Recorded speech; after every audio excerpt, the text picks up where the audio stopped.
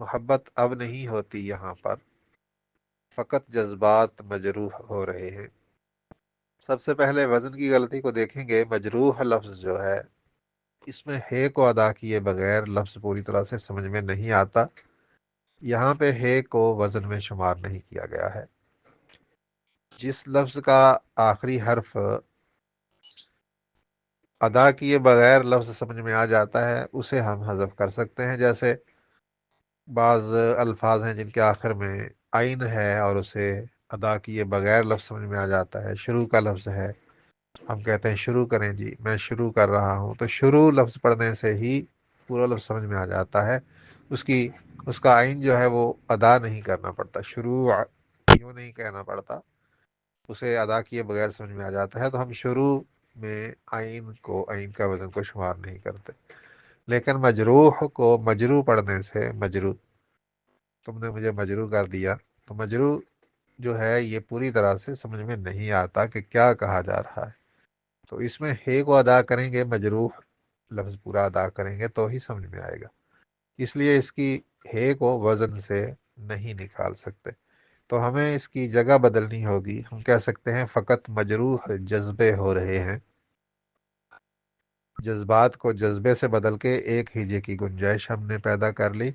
اور وہی سارے الفاظ استعمال کیے، یہ وزن میں آ گیا۔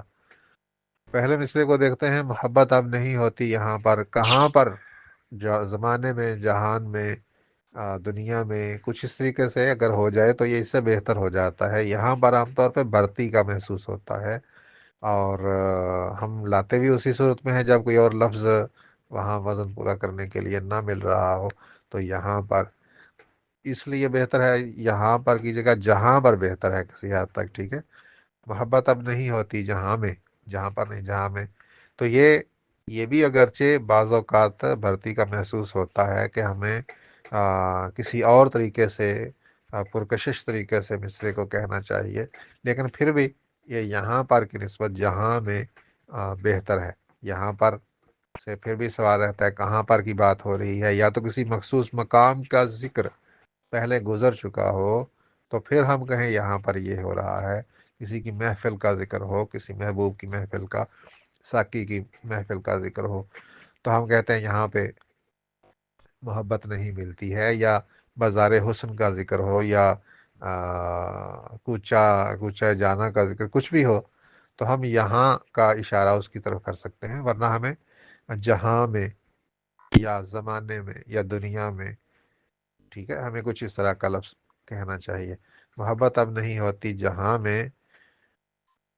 اور فقط مجروح جذبے ہو رہے ہیں۔ لیکن یہاں پہ اگر ہم ایک اور چیز دیکھیں کہ محبت جہاں میں یا یہاں پر نہیں ہوتی ہے، تو جذبے کس کے مجروح ہو جاتے ہیں؟ جذبے تو مجروح اسی صورت میں ہوں گے جب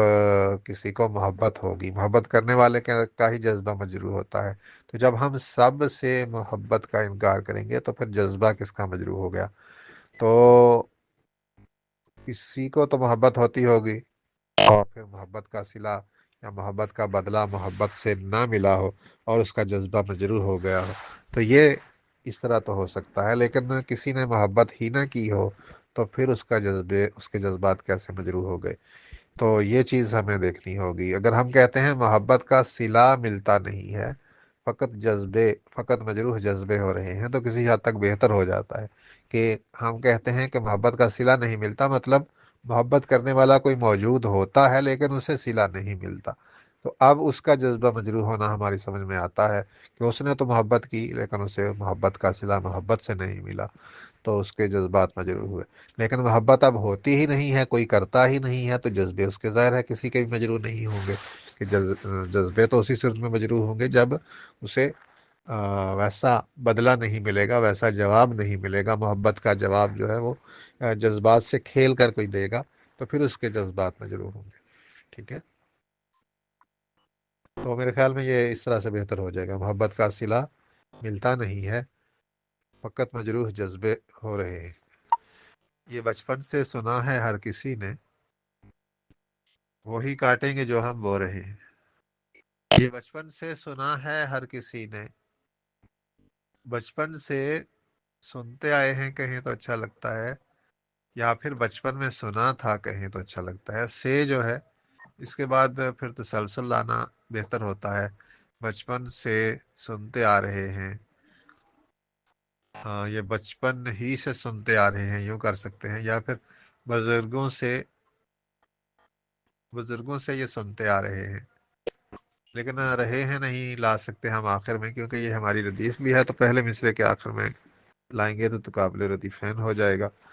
تو اسے کسی اور طریقے سے ہم یہی بات کہہ سکتے ہیں، سے کا استعمال کر کے بچپن سے سنتے آ رہے ہیں، یا پھر ہم بچپن میں سنا تھا کیوں کہیں گے، یہ بچپن سے سنا تھا میں نے ماں سے، ٹھیک ہے، یا ہم نے استعمال کرنا ہو تو پھر کچھ اور لائیں گے،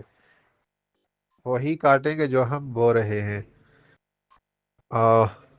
ٹھیک ہے، یہ مصرع اپنی جگہ پہ درست ہے،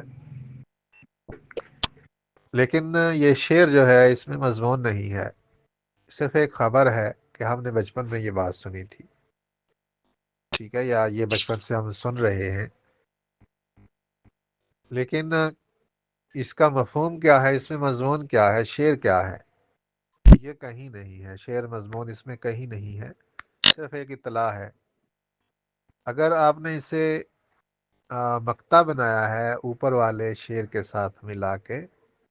تو بھی یہ اچھا مقطع نہیں بن رہا ہے۔ مقطع میں ایک مضمون ہونا چاہیے، چار مصروں میں یا جتنے بھی اشعار میں ہوتا ہے، دو اشعار میں، تین میں، چار میں، تو وہ ایک ہی مضمون مکمل ہوتا ہے اس میں، لیکن یہاں پہ مضمون دونوں پہلے مصرے کا اپنی جگہ پہ مکمل ہے اور دوسرے میں ہے ہی نہیں، دوسرے میں صرف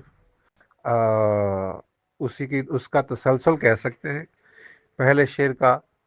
تھوڑا سا اس میں آ رہا ہے، لیکن پورا ایک مضمون نہیں ہو رہا دونوں شعروں میں مل کے، تو اسے اچھا مقطع بھی نہیں کہہ سکتے، اور اس شعر کو فرد کے طور پہ دیکھیں، الگ سے دیکھیں، تو اس میں کوئی مضمون نہیں ہے، کوئی جذبہ، کسی جذبے کو یہ تحریک نہیں دے رہا، محض ایک محاورہ ہے جس کے بارے میں بتایا جا رہا ہے کہ یہ ہم نے بچپن میں سنا تھا، یا بچپن سے ہم اس محاورے کو سنتے آ رہے ہیں کہ جو بوئیں گے وہی کاٹیں گے، تو اس میں کیا ہے، اس میں شعر کہنے جیسی کون سی بات ہے؟ تو ہم شعر ہمیشہ کسی ایسی چیز کے بارے میں، کسی ایسے جذبے کو لے کے کہتے ہیں جسے پڑھ کے قاری کا کوئی جذبہ متحرک ہو، جس میں محبت، نفرت، حسد، بغض یا کوئی بھی جذبہ کار فرما ہو جس شعر کے پیچھے، تاکہ پڑھنے والا بھی اس سے لطف اندوز ہو۔ تو فی الحال اس دوسرے شعر میں کوئی ایسا جذبہ محسوس نہیں ہوتا، ایسے لگتا ہے جیسے ایک بات بتائی جا رہی ہے، بس ایک خبر بتائی جا رہی ہے کہ ہم نے بچپن سے یہ سنا تھا، پہلے کے ساتھ اس کا اتنا مضبوط ربط نہیں ہے کہ ہم اسے ایک قطع مان لیں، ٹھیک ہے، یعنی کہ اگر کہنے والے نے یہ کہنے کی کوشش کی ہے کہ جذبات مجروح ہو رہے ہیں، اور کیونکہ جذبات مجروح ہو رہے ہیں تو ہم یہی کاٹیں گے کل کو، ہمارے بھی جذبات مجروح ہوں گے، کچھ اس طریقے سے اگر جوڑ اس کا ملایا جائے تو بھی وہ جوڑ نہیں ملتا، کیونکہ ہم نے اوپر مجہول لوگوں کے بارے میں بات کی ہے، ہم نے کسی خاص شخص کی بات نہیں کی کہ وہ مجروح کر رہا ہے اور کل کو اس کے جذبات مجروح ہوں گے، یہ ہم نے نہیں کی ہے، ٹھیک ہے، تو ہم نے مجہول لوگوں کی بات کی ہے، جذبات مجروح ہو رہے ہیں، کر کون رہا ہے یہ کوئی پتہ نہیں ہے۔ اور پھر دوسرے مصرے میں جب شاعر نے اس طریقے سے محاورے کو استعمال کیا ہے کہ ہم وہ کاٹیں گے جو ہم بو رہے ہیں، تو اس کا مطلب ہے شاعر خود بھی مجروح جذبات کو مجروح کرنے کے عمل میں شامل ہے، اور وہ بھی کل کو اس کے بھی جذبات مجروح ہو سکتے ہیں، لیکن وہی بات ہوئی، اگر تو ہم کسی خاص شخص کی بات کریں، ہم اپنے محبوب کو مخاطب کر کے کہتے ہیں کہ آج تو نے میرا دل توڑا ہے، کل کو تو جو بو رہا ہے یہ کاٹے گا، کل کو تیرا دل بھی ٹوٹ سکتا ہے، تو پھر تو ہمارا یہ ربط اس کے ساتھ مل جاتا ہے، لیکن جب ہم مجہول لوگوں کی بات کرتے ہیں تو پھر ایسا کہنا کہ جو بو رہے ہیں وہ کاٹیں گے، لیکن ہمیں پتہ ہی نہیں ہے کہ کون بو رہے ہیں، کون کاٹیں گے، کنہوں نے جذبات مجروح کی اور کن کے جذبات کل کو مجروح ہوں گے، تو یہ اتنا اچھا ربط یہاں پہ نہیں بنتا ہے۔